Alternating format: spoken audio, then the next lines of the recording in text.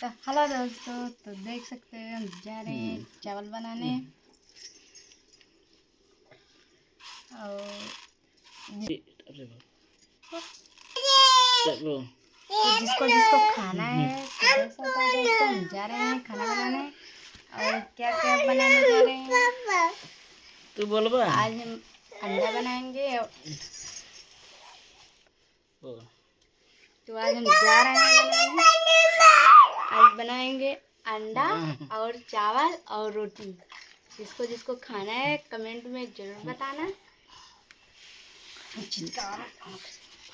तू बोल बे बाबू बोला मुँह काट के मुँह ताक के ताका आखी तू आखी के ना अब बोला फिर से गुड मॉर्निंग। हाय ये बाबू बोल भाई।